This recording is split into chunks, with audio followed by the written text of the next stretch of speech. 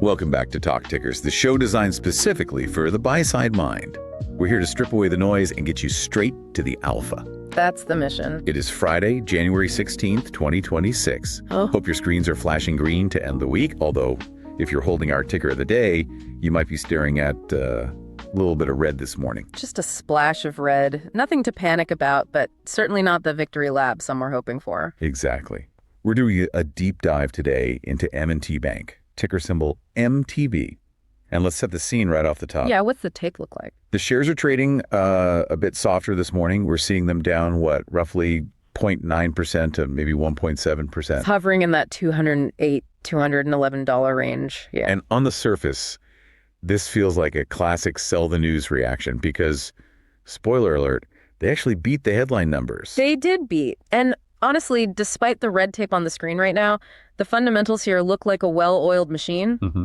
But there is a core tension at play, and that's really what we need to unpack today. Management is incredibly bullish on their earnings power. That's the phrase they kept going back to. But the market is anxious. The market is always anxious. True, but specifically here, it's anxious about the forward path of net interest income, or NII. We are squarely in a rate cut environment now. Right. The easy money from high rates is fading. And the question is, what happens to funding costs? Can they bring deposit costs down fast enough to protect the margin? Right, because everyone loves a bank when rates are rising. But the descent, the easing cycle, that's where it gets tricky. It's where management teams really earn their paychecks. That's the ball game right now. But before we get into the macro anxiety, let's unpack the actual scoreboard. Here are the rapid-fire headline financials. Let's hear the damage. Okay, GAAP earnings per share came in at $4.67. Okay. Which is a solid beat against Street's, $4.47? So a 20-cent beat. That's clean. 20-cent beat, yeah. If you look at operating EPS, their preferred metric, it was even better at $4.72. Total revenue sat at about $2.48 billion.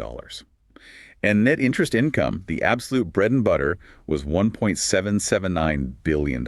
And that's up year over year. Look, about 3% year over year. Yeah. And the profitability metrics, they look robust. Like what?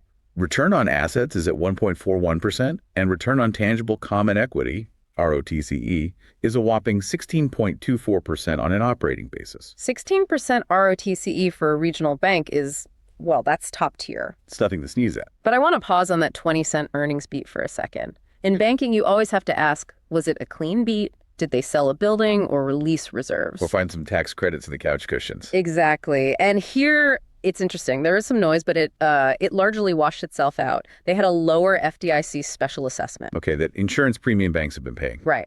That lower fee added about 14 cents to EPS. So a regulatory tailwind. Right. But almost as if they planned it, they balanced that out with a $30 million charitable contribution in the quarter. And that cost them what? That donation cost them about 15 cents in EPS. So you gain 14 cents from the FDIC, you give away 15 cents. The net impact is basically zero. So the beat was real. It wasn't accounting gymnastics. Precisely. The engine is running clean. And the most impressive part of that engine is the net interest margin, or NIM. Right, because in this environment, you'd expect that to compress. You'd expect it to get crushed. Yeah. But M&T defied gravity. Their NIM actually expanded. It went up 1 basis point to 3.69%. 1 basis point doesn't sound like a lot, but directionally, that is a huge win when everyone else is shrinking. How did they pull that off? It's a carry story. Think about their balance sheet. They have all these fixed rate assets, loans, securities that were put on the books years ago at lower rates. Right. As those mature, they're repricing into today's higher yields.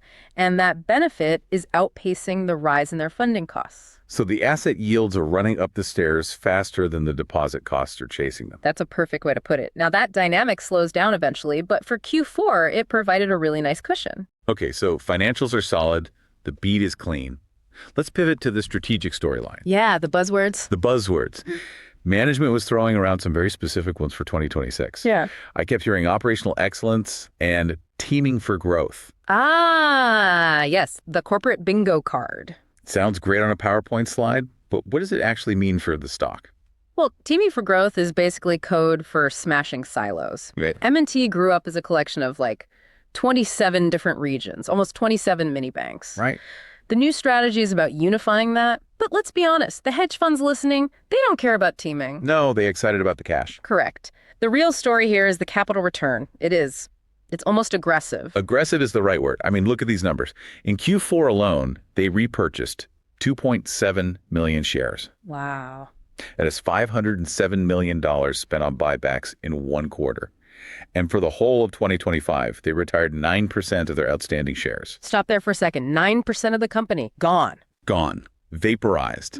They are shrinking the share count at a massive clip. And on top of that, they hiked the dividend 11% year over year. So if we connect this to the bigger picture, M&T is signaling something very specific. They are not out there hunting for massive M&A deals. No, they're not trying to buy a bank in California or Texas to paint the map purple. No, they are staying in their lane. They are saying, we have excess capital and the best investment we can make is in ourselves. They're a mature value play. It's the cannibal strategy. Eat your own shares. If you can't find growth outside, you manufacture EPS growth by shrinking the denominator. Precisely. And the crazy part is they have the ammo to keep doing it. Look at their CET1 ratio. That's the core capital buffer. It's sitting at 10.84%. Which is plenty healthy. More than healthy. The CFO, Daryl Bible, was very explicit on the call. He said they view current levels as not a binding constraint. He even hinted they could go below 10%. So translate that for us. It means the buybacks are not stopping. They have excess fuel in the tank, probably another 80 basis points of capital they can burn through. That's billions of dollars, and they're using it to support the stock price. Which explains why the dip today is relatively shallow. Exactly. There's a massive buyer in the market, and it's the company itself. If they weren't buying back stock with both hands, this sell the news reaction might have been much uglier. Okay, so they're buying back stock, the margin is holding up, but we have to talk about the elephant in the room. Commercial real estate. CRE. The nightmare scenario. Is the sky falling? The sky is decidedly not falling. In fact, looking at this quarter, the clouds are parting. The data seems to back that up. Criticized loans decreased to $7.3 billion, down from 7.8 centers. Non-accruals down 26% over 2025. But here's the stat that made me do a double take. What was it? In December alone, just 1 month, they closed over $900 million in new CRE loans. That is the thaw. That's the signal we've been waiting for. For so long, banks were just freezing originations, no new office loans. Just extend and pretend. Exactly. The fact that M&T is originating almost $1 billion of new product in a month signals confidence. They are starting to play offense. And management guided that CRE balances should actually start growing again on a point-to-point basis starting in Q2 of this year. Which is a huge pivot from the shrink the balance sheet mentality. It suggests they think valuations have stabilized. I have to play devil's advocate, though. In the Q&A, an analyst pointed out a slight uptick in 90-day delinquencies. It jumped about 30%. That usually sets off alarm bells. It does, and it should.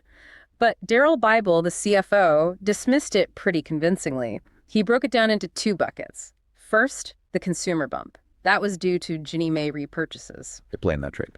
It's a bit technical, but banks can buy delinquent loans out of Ginnie Mae pools. It's actually a profitable trade for them, even though it optically looks like delinquent loans are rising. It's not credit stress. Okay. And the commercial bump. That's the scarier one. He basically called them administrative delays. Administrative delays. I mean, that sounds a little like the dog ate my homework, doesn't it? It really does. But he was specific. He said it was basically payments missed by a week due to paperwork or holiday timing, and that $250 million of those loans cleared up and paid just 7 days after the quarter ended. So nothing systemic. No. The takeaway here is that the credit cliff everyone was terrified of, it didn't happen, at least not for M&T. That is a massive relief for the bulls. But let's look forward. We're in 2026. The Fed is cutting. Let's run through their guidance. Let's hear it. For 2026, they're guiding for NII between $7.2 and $7.35 billion. They expect loans to hit $140 to $142 billion. So looking for about 3-5% growth there. Yep. And expenses pegged at $5.5 to $5.6 billion. And critically, their macro assumption includes 50 basis points of rate cuts this year. And remember, the prime rate was already cut back in December, so we're already living in that easing cycle. So what stands out to you in that outlook? What's the lever that determines if they hit the high end or the low end? The deposit beta. This is the holy grail for bank analysis right now. We hear this term constantly. Explain deposit beta for everyone. Sure. It's basically a measure of how much a bank changes the interest rate they pay to customers when the Fed changes its rate. Okay. A beta in the low 50s, which is what their CFO is guiding for, means if the Fed cuts rates by 1%, M&T expects to cut their deposit rates by about 0.5%. So they retain some of that margin. Exactly. If they can cut deposit rates fast enough, they preserve the spread. If they can't, their margin gets crushed. Bible is confident they can hold those betas. And they're positioning themselves as neutral. Right. They're hedging to remain neutral to the short end of the curve. If they didn't hedge, they would be asset sensitive. Which implies? Which means as rates fall, the income from their loans would fall faster than their deposit costs. That's bad in a cutting cycle. They're trying to make the bank boring and predictable. Now, there was one technical thing I know you wanted to touch on. It sounds incredibly boring, but you claim it matters. The accounting change for MSRs. Mortgage servicing rights, yeah. I promise I'll keep this brief, but it's important for the modelers out there. As of January 1st, they moved to fair value accounting for MSRs. Okay, in English. Previously, they had an amortization expense for these rights. That expense line disappears now. Instead, the drag is netted directly against revenue. So revenue looks lower and expenses look lower. Exactly. It's a $75 million impact. Revenue drops, expenses drop. Net income stays about the same. But here's the kicker. What's that? It creates noise in the efficiency ratio, but optically, it improves their capital. It adds about 8 basis points to that CET1 ratio. Which goes right back to the buyback story. More capital, more buyback. Exactly. It's a clever accounting twist that frees up just a little more room to return cash. So bringing it all back home, stock is down today, sentiment is mixed. Why the long face from the market? It's a show-me story. The market sees the guidance, sees the assumption that deposit costs will fall, and says, prove it. All right, there's skepticism. A lot of skepticism that they can actually cut deposit rates without losing customers. And on the growth side, they talked about the innovation pulse, but let's be real, it wasn't AI or blockchain. It was business banking and treasury management. Which is growing double digits. Look, that is the unsexy plumbing of banking, helping businesses manage cash flow, payroll. It's sticky. It's sticky, it's fee-based, and it's very profitable. It isn't flashy, but it pays the bills. And I love the shout out to Zay Flowers and the Baltimore Ravens partnership. It's a small detail, but it highlights their strategy. Density. Exactly. They aren't trying to be everything to everyone. They want to own Baltimore. They want to own Bridgeport. That's the M&T playbook. If you synthesize the investment case here, this is an execution play. It's boring. It's profitable as a capital returning machine. The drop today is just profit taking after a nice run up. So positive catalysts to watch. Demonstrating NII stability in Q1 and Q2. If they hit those numbers, the stock grinds higher. And of course, continuing those massive buybacks. And the risk. If the yield curve shifts unfavorably, or if deposit competition stays hotter than they expect, that neutral position could slip. All right. That is the sober, rational analysis. But now, it is time for our favorite segment. Oh boy, here we go. This is the part of the show where we throw caution to the wind. The "this is not financial advice" segment. Imagine you are a hungry analyst at a hedge fund walking into the investment committee meeting. Pitch us a wild trade based on this call. Okay, I've been cooking this one up. I call this trade the Buffalo Cannibal Squeeze. The Buffalo Cannibal Squeeze, I love it already. What's the thesis? The thesis is simple. M&T is retiring equity faster than they can grow the business, and that is a feature, not a bug. They retired 9% of the float in 2025. The CFO explicitly said they want to go below 10% CET1. So how do we structure this? We're not just buying stock. No, that's too boring. We go long leveraged out of the money calls on MTB. We're buying lease long-term options. We are betting on the denominator.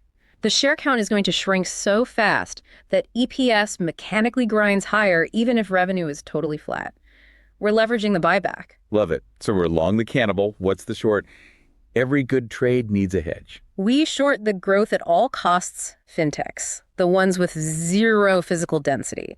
But here's the nasty part of the hedge. Give it to me. We short the skyscrapers.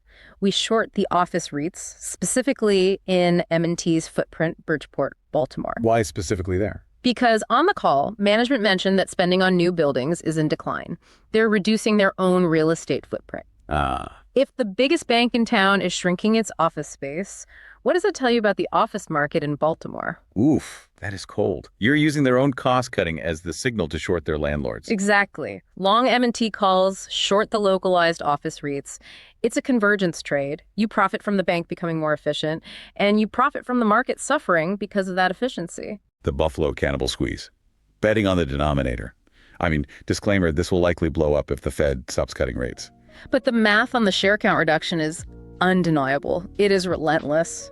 So there you have it.